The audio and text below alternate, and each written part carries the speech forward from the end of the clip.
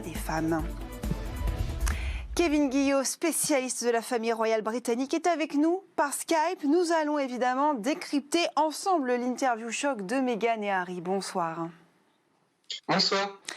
Pour commencer, qu'avez-vous pensé de cette interview ? Alors, on s'attendait à ce qu'il fasse des révélations, mais pas aussi poussées, pas aussi choquantes de la part de Meghan et Harry. On laissait rebelles, mais pas à ce point. Ce qui a fait le plus parler lors de cette interview, c'est le racisme dont a été victime Archie. Leur fils se serait vu refuser le titre de prince parce qu'il serait métis. Que pensez de ça ? Alors déjà, moi, je n'y crois pas du tout. Franchement, je ne vois pas du tout un membre de la famille royale raciste comme ils peuvent le présenter, pour plusieurs raisons. Parce que d'abord, Elisabeth II s'est battue, par exemple, contre Margaret Thatcher, contre l'apartheid en Afrique du Sud.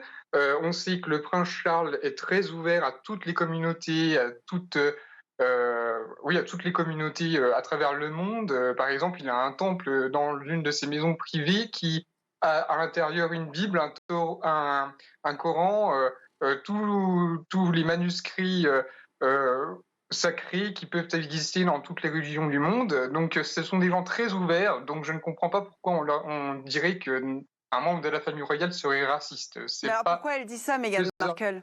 Pourquoi elle dit ça ? Pourquoi elle le dit Très bonne question. Est-ce qu'elle a vraiment des comptes à rendre à ce point-là à la famille royale pour dire de telles calomnies devant Oprah Winfrey? Mais ça, franchement, je ne sais pas vraiment, à part une animosité vraiment sans égale contre la famille royale. Je ne sais pas vraiment ce qu'ils ont pu leur faire à ce point-là. Mais pour moi, c'est incompréhensible qu'on puisse juger ces gens de racistes.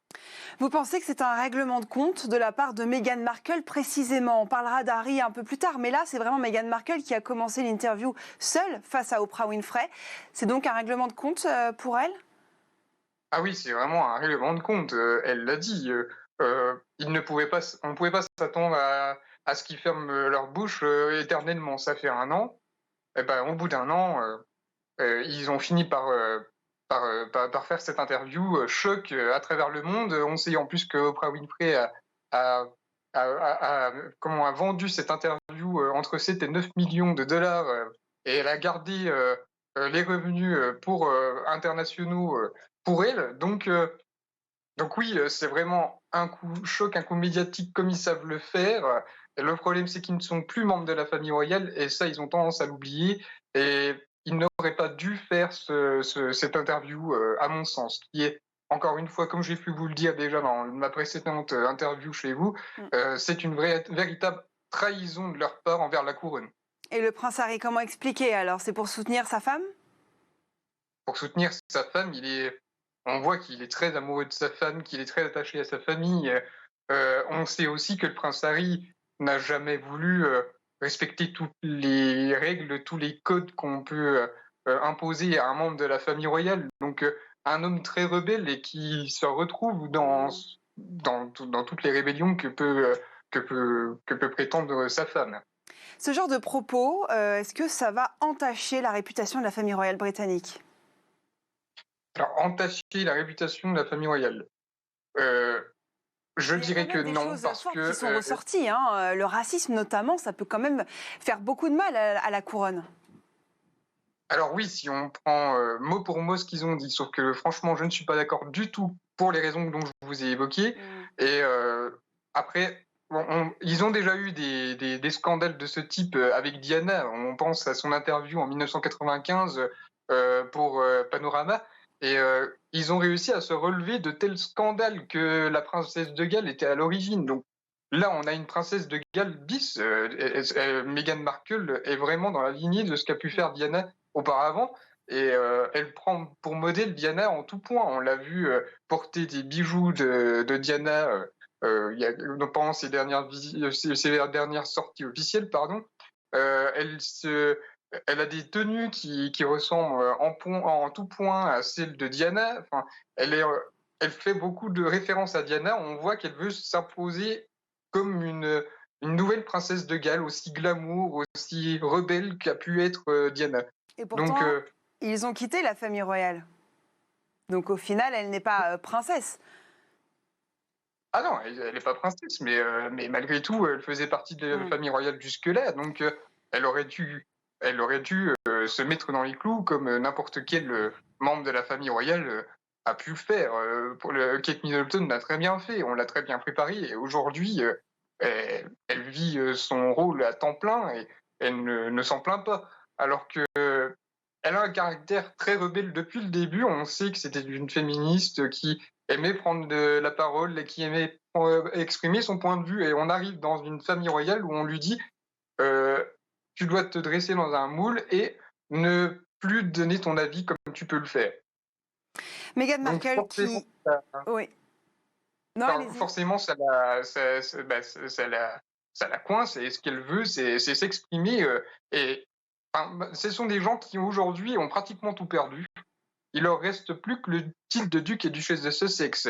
Le prince Harry a encore le titre de prince du Royaume-Uni. Oui. Mais ce sont les seuls titres qu'il leur reste. On leur a retiré récemment leur patronage, leur dernier rôle dans la famille royale, les titres honorifiques militaires qu'avait le prince Harry, alors qu'il est très attaché à l'armée.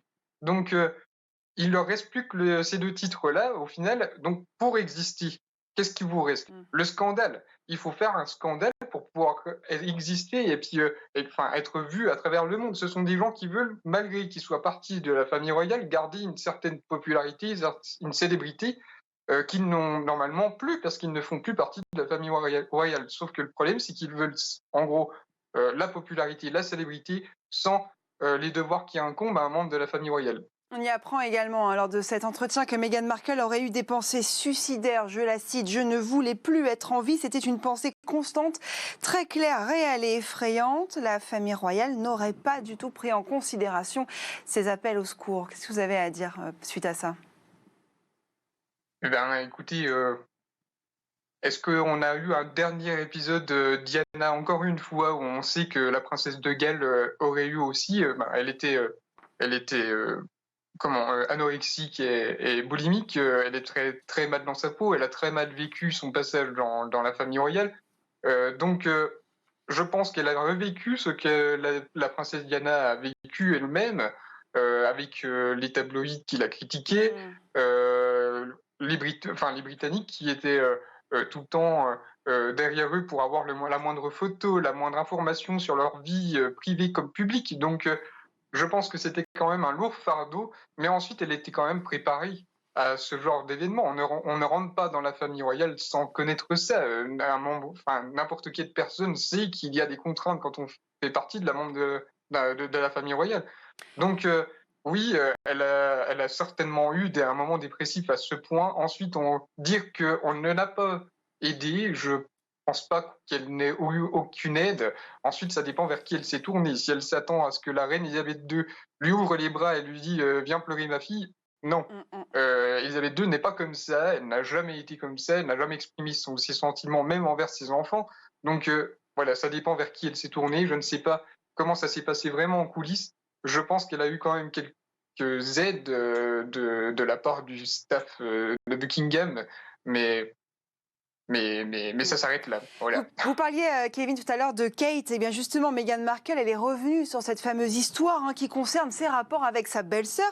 Cette dernière, donc Kate Middleton, aurait menti en disant que Meghan l'avait fait pleurer. Voici sa réponse, et on en parle après. Did you hear this one about you making Kate Middleton cry? This I heard about. You heard about that. That was a turning point. Did you make Kate cry? No. The reverse happened. Explain to us what you mean by that. A few days before the wedding, she was upset about something pertaining to, yes, the issue was correct, about flower girl dresses, and it made me cry, and it really hurt my feelings. Alors Kevin, on a un peu du mal à comprendre comment ça se fait que Kate aurait menti sur une histoire pareille. Le problème, c'est qu'on est sur des on-dit. Kate Middleton n'a jamais dit officiellement que Meghan Markle l'avait fait pleurer ou quoi que ce soit. Ce sont des rumeurs. On s'est basé sur des rumeurs. On pense qu'il y aurait eu ce genre de crise dans la famille royale au moment du mariage de Meghan et Harry, que Meghan aurait été derrière tout cela et que son caractère encore trop rebelle, trop perfectionniste aussi, je pense. Organiser un mariage de telle ampleur, c'est quelque chose et c'est sûrement très stressant. Donc je pense que on se base sur des rumeurs et je pense pas qu'il y ait eu quoi que ce soit. Ensuite, elle dit clairement que c'est plutôt elle qui a pleuré. Ensuite, on a l'impression qu'on est dans une cour de récré où non, c'est pas moi, c'est elle. Ouais. Donc non, elle n'aurait pas dû parler de choses comme ça, faire étalage de sa vie privée de cette manière. Ce n'est pas du tout dans les habitudes des Windsor. Ils ont dû oublier certainement la maxime des Windsor, never explain, never complain, ne jamais s'expliquer, ne jamais s'exprimer sur des moments de privés, que ce soit sentimentaux ou des événements de leur vie. Donc voilà, ils mettent en étalage leur vie au sein de la famille royale de cette manière. Après, ensuite, ils sont revenus sur leur mariage en disant qu'ils s'étaient mariés 3 jours avant en privé. Alors, Kevin, on va revoir justement ce passage où Meghan Markle explique, on ne le savait absolument pas, ça a étonné tout le monde, qu'elle s'était mariée avec Harry 3 jours avant la cérémonie que tout le monde a pu voir évidemment et suivre en direct. Regardez. You know, 3 days before our wedding, we got married. Called the Archbishop and we just said, look, this spectacle is for the world, but we want our union between us. The vows that we have framed in our room are just the two of us in our backyard with the Archbishop of Canterbury, and that was the piece that... C'est incroyable cette histoire. Comment ça se fait qu'ils se soient mariés 3 jours avant la cérémonie? Alors, ce sont des grands romantiques, très à l'américaine pour le coup, où on peut se marier assez facilement. Donc, ils ont voulu le faire, entre eux, juste un moment pour eux, en sachant que leur mariage allait être scruté par le monde entier, avec un mariage très médiatisé, diffusé à la télévision, suivi par des millions de personnes. Donc, c'est compréhensible qu'ils auraient voulu avoir leur moment à eux. C'est très touchant d'ailleurs. Mais ensuite, c'est une exception. Encore une fois, Harry et Meghan leur union fait exception en tout point.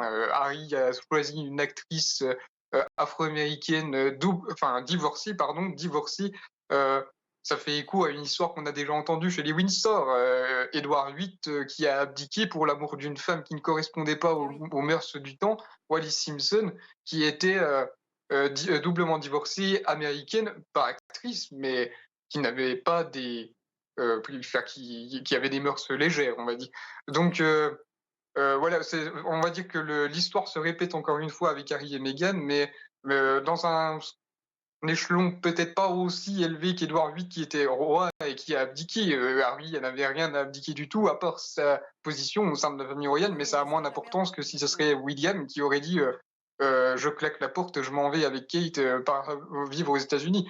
Ils ne peuvent pas le faire. C'est d'ailleurs ce que Harry a dit, qu'ils étaient aussi victimes, son père et son frère, de la manière dont dont s'organise la famille royale, et ils ne peuvent pas y échapper parce qu'ils sont les héritiers directs de la couronne. Mais ça n'empêche qu'ils n'auraient pas dû quand même le faire parce que forcément ça porte atteinte à la réputation de la famille royale et en même temps on tient à lui comme membre crucial de la famille royale. Il était très populaire, très aimé, on voyait leur couple comme très moderne. Donc voilà, c'est des gens qu'on va peut-être regretter, mais jusque-là, pour l'instant, vu la réaction des Britanniques, on ne les regrette pas du tout et ils ont l'air de vouloir plus qu'autre chose les faire dégarpir définitivement de la famille royale. Merci et leur beaucoup, enlever, c'est le dernier échelon, leur enlever leur titre de duc et duchesse de Sussex. Voilà. Merci Kevin, on l'aura compris, vous n'avez pas été très favorable à cette interview de Meghan et Harry. Merci en tout cas d'avoir répondu à nos questions en direct. Et puis, cette phrase qui a évidemment résonné, It's a girl, le couple a également fait une autre révélation. Ils attendent une petite fille, regardez. Meghan said she wanted to wait until you were here to tell us, is it a boy or is it a girl? You can tell her. No, good for her. No. It's a girl. What was your first thought? Amazing. Just grateful. Like to have any child, any one or any two would have been amazing. But to have a boy and then a girl, I mean, what more can you ask for? Allez, dans le reste de l'actualité, ce soir, ce lundi 8 mars, marque également la journée internationale des droits des femmes. Les personnalités ont été nombreuses